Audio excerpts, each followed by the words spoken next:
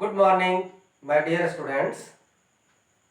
Today I am going to continue the rest story of the chapter Sindbad the Sailor Second Voyage. सबसे पहले मैं आपको संक्षेप में ये स्टोरी एक बार रिमाइंड करा दूं, उसके बाद शेष स्टोरी को उससे कनेक्ट कर दूं। सिंदबाद दी सेलर का जो चैप्टर है, जैसा कि आप देख रहे हैं, सेकेंड वॉयज से स्टार्ट होता है, दूसरी समुद्री यात्रा से शुरू होता है। एक प्रश्न खड़ा होता है कि पहली यात्रा का क्या हुआ।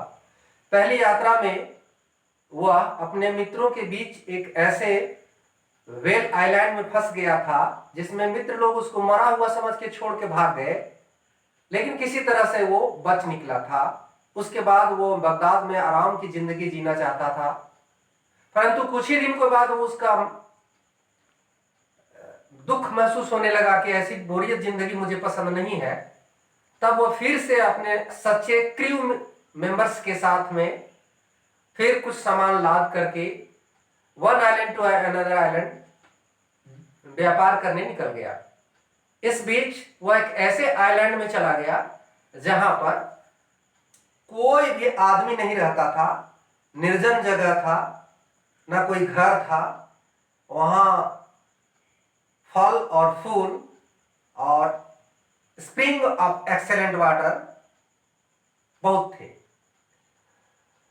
जब दूसरे क्रू मेंबर उसके इधर उधर कुछ सर्च कर रहे थे आइलैंड में, तो वह किसी एक छायादार पेड़ के नीचे बैठ गया। फिर उसको गहरी नींद आ गई, फिर वो सो गया। सोने के बाद जैसे ही वो उठता है, देखता है कि उसके क्रू मेंबर जा चुके थे। अब वह शॉक्ड हो गया, बहुत दुखी हो गया, इधर उधर दौड़ा, लेकिन कहीं कुछ उसको रेस्क्यू नजर नहीं आया, कहीं आशा की किरण नजर नहीं आई। फिर वो एक टॉल बहुत लंबा पेड़ था, उस पर चढ़ गया। वहां पर चढ़ने के बाद चारों ओर उसने देखा तो भी कोई दिखाई नहीं पड़ा। न जहाज दिख रहा था, ना और कोई आदमी या कोई किसी रेस्क्यू करने लायक कोई चीज उसके लिए नजर आ रहा था। फिर वो अचानक एक तो बहुत बड़ा सा चमकीला चीज दिखाई पड़ा, तब वो पेड़ से उतर गया। अब जब पेड़ से उतरा, उसके बाद अब रेस्ट स्टोरी कंटिन्यू हो जाती है। पेड़ से उतरने के बाद इसका जो सब हेडिंग है, द रॉक्स एग, रॉक पक्षी का अंडा। पेड़ से उतरने के बाद वो बहुत चमकीला जो बड़ा सा चीज था, उस ओर अपने आवश्यक सामानों को कलेक्ट करके जमा करके वो चल दिया।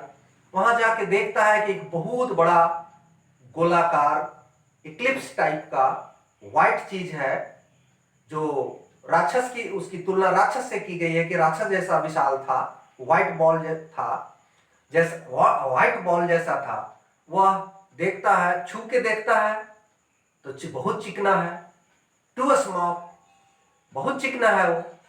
फिर देखता है कि कहीं इस पर कोई डोर है, ओपनिंग है क्या, जिसमें हम प्रवेश कर सकें, तो कोई ओपनिंग भी नहीं था। फिर वो अस्ता पस्ता कि उसके चारों ओर घूमने लगा, उस बिग चीज के चारों ओर घूमने लगा, तो लगभग एटलीस्ट कम से कम 50 कदम वह गोलाकार था। वो शाम का समय था, जब देख रहा वो सूर्य अस्त होने वाला था। उसी बीच में एक बहुत बड़ा डार्क क्लाउड का आगमन होता है। उसको लगा कि ये डार्क क्लाउड है, लेकिन वास्तव में वो डार्क क्लाउड नहीं था, बल्कि रॉक नाम का ये पक्षी था, जो अपने अंडे पर, जो वो चमकीला, जो भी बहुत बड़ा जो चमकीला व्हाइट कलर का था, वो उस पक्षी का अंडा था। वो अपने अंडे पर बैठने के लिए आ रहा था। तब उसको रिमाइंड हुआ कि ये लगता है जरूर जो सेलर लोग कहते थे, पहले नाविक लोग बताते थे उसको, वह कहानियां पहले सुन चुका था कि एक रॉक पक्षी होता है जो विशाल होता है, उसका अंडा विशाल होता है और समुद्री पक्षी है, शायद ये वही है। और उसको उस दिन यकीन हो गया कि यही रॉक पक्षी है। वह क्या किया, वो पक्षी आया और सीधा अपने अंडे के ऊपर to warm it, to hatch it, उसको करने के लिए वो बैठ गया। अब वो क्या किया, ये सिंदबाद द सेलर अपना पगड़ी खोला और उसके एक पैर से अपने आप को धीरे से बांध लिया। वह सोचा कि शायद ये रॉक पक्षी सुबह में निकलेगा, उड़ेगा, फिर तो हम कहीं दूसरी जगह चले जाएंगे, यहां से बच निकलेंगे। ठीक वैसा ही हुआ। सुबह होते ही जैसे ही सूरज उगा, व्हेन द सन रॉज, जब सूरज उगा तब वह उसी पक्षी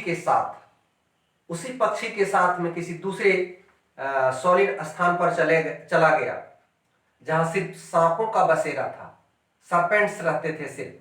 वह गया और पक्षी फिर वहां बहुत तेजी से उतरने लगा। जैसे वो पक्षी खूब पहले ऊंचाई पर पहुंचा, up and up, up and up, इतना ऊंचाई पर गया कि सिंदबाद को धरती नहीं दिख रहा था। और जब वो पक्षी इतनी तेजी से उतरा कि वो अपना होश खो बैठा, बेहोश हो गया। जैसे ही वह होश में आया तब तक वो पक्षी उस सॉलिड स्थान पर उतर चुका था और उसने एक बड़ा सा झपटा मारा एक सांप के ऊपर अपने चोंच से, बिक से, और सांप को पकड़ लिया। सांप तो मर ही गया और वो लेके उड़ गया। इसी बीच में जैसे वो झपटा मारा, इस बीच में सिंदबाद द सेलर को थोड़ा सा मौका मिला अपना पगड़ी जो रॉक पक्षी के पैर से बांधे हुए था उसको खोल दिया और वहीं रह गया और पक्षी पुनः उसकी आंखों से ओझिल हो गया। अब इसको हम इंग्लिश में कैसे इसको समझने की कोशिश करेंगे। द रॉक्स एग, जैसा कि आप देख रहे हैं रॉक पक्षी का अंडा। बच्चों याद रखेंगे, पक्षी जब हम बोलेंगे तब वह पुल्लिंग शब्द है, जब चिड़िया बोलेंगे तब वह स्त्रीलिंग शब्द है। इसलिए पक्षी उड़ता है, पक्षी उड़ती है ऐसा कभी नहीं कहेंगे। ठीक इसी तरह से पवन पुल्लिंग शब्द है और हवा स्त्रीलिंग शब्द है। पवन बहती नहीं है, पवन बहता है और हवा बहती है, इस पर ध्यान रखेंगे। द रॉक्स एग, वो रॉक पक्षी का अंडा, जो समुद्री पक्षी था रॉक। अब वो when, now start this subtitle, when Sindbad the sailor get down from that tall tree and collected his essential things and went towards the white big ball that was the egg of the rock bird, and he found some miraculously amazing things. That white thing was too small, too smooth, and there was no any opening to enter. He wanted to climb that white thing, but there was no any point for foothold, so he could not climb up to the egg. Now ultimately he moves around the egg. It at least 50 steps was around that white thing, that was the egg of the rock bird. Now he is trying to escape from that space, but at that time the sun was going to set and a big black cloud, dark cloud, was coming towards him. According to him, he at first thought that it was a big black cloud, but no, it was the black rock bird which was coming towards the Sindbad, towards her egg. Now when he came and sat upon the egg, that rock bird then very carefully Sindbad the sailor opened his turban and tied himself with the one leg of the rock bird. The leg of the rock bird was just like a trunk, and when the morning became, the Sindbad the sailor with that rock bird. When the rock bird flew up in the morning, higher and higher, then the Sindbad the sailor lost his awareness.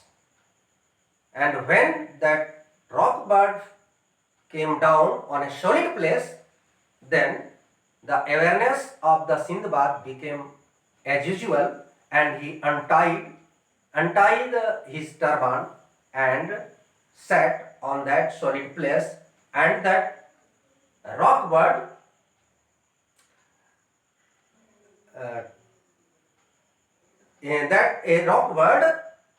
beat a serpent heavily and took that serpent and flew up in the sky, and the Sindbad was left on that another island.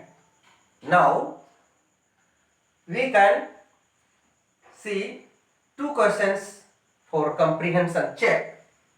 What was the huge black cloud that Sindbad referred to? जो काला बादल दिख रहा था जिसके बारे में Sinbad बताता है, वो काला बादल क्या था? Answer, the huge black cloud was the roc bird that Sindbad refer to. वह काला बादल वाकई में बादल नहीं था, वह जो था रॉक पक्षी था जो काला रंग का दिख रहा था. Question number 2, how did the birds egg look like? उस पक्षी का अंडा कैसा लग रहा था? The birds egg looked like a white ball of giant size. You can say on the white board, this is the word rock, and Sindbad the sailor has tied with her legs.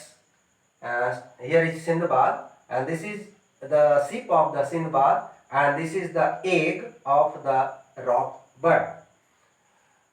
अब इसमें कुछ keywords दिए हुए हैं, पहले भी दिए थे, और इसमें जो इंपॉर्टेंट लगा उसको हमने लिखा है. इसको आप अपने नोटबुक पे नोट कर सकते हैं.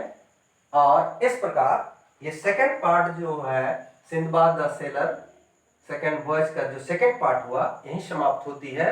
Now next